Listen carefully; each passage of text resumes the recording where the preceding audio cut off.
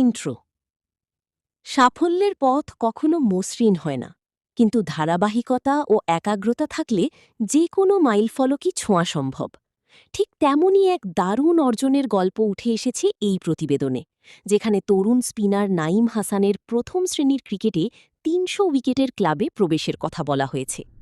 নীরবে নিজের কাজটা করে গেলে যে একদিন বড় স্বীকৃতি মেলে, এই প্রতিবেদনটি তারই এক সুন্দর দৃষ্টান্ত।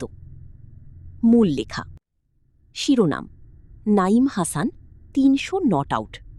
লেখক মোহাম্মদ সুলতানুর রহমান। প্রতিবেদনটির মূল বিষয়বস্তু নিচে তুলে ধরা হল। মাইলফলক অর্জন।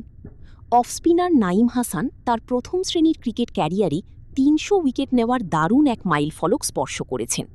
সিলেট আন্তর্জাতিক ক্রিকেট স্টেডিয়ামে ওপেনার সালমান হোসেনকে আউট করার মাধ্যমে তিনি ২৯৯ থেকে ৩০০ উইকেটের ঘরে পা রাখেন। এলিট ক্লাবে প্রবেশ। বাংলাদেশের ১৪তম বোলার হিসেবে তিনি প্রথম শ্রেণীর ক্রিকেটে ৩০০ উইকেট ক্লাবে নাম লেখালেন। মজার ব্যাপার হল, এই ১৪ জনের মধ্যে মাত্র ৩ জন পেসার, আর নাঈম সহ বাকি ১১ জনই স্পিনার। ক্যারিয়ারের শুরু ও টেস্ট অভিষেক। ২০১৭ সালে মাত্র ১৭ বছর বয়সে সিলেট বিভাগের বিপক্ষেই তার প্রথম শ্রেণীর ক্রিকেটে অভিষেক হয়েছিল। এরপর ২০১৮ সালে ওয়েস্ট ইন্ডিজের বিপক্ষে টেস্ট অভিষেক হয় তার। ধৈর্য ও একাগ্রতা। প্রতিবেদনে তার মানসিক দৃঢ়তার প্রশংসা করা হয়েছে। জাতীয় দলে নিয়মিত সুযোগ না পেলেও তিনি হতাশ হননি। ঘরোয়া ক্রিকেটে দিনের পর দিন বল করে গেছেন এবং নিজের সামর্থ্যের প্রমাণ দিয়েছেন। পরিসংখ্যান সারণী।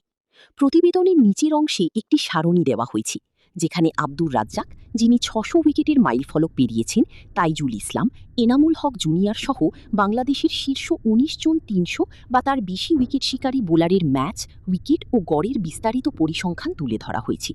এই তালিকাতেই গর্বের সাথে যুক্ত হয়েছে নাঈম হাসানের নাম।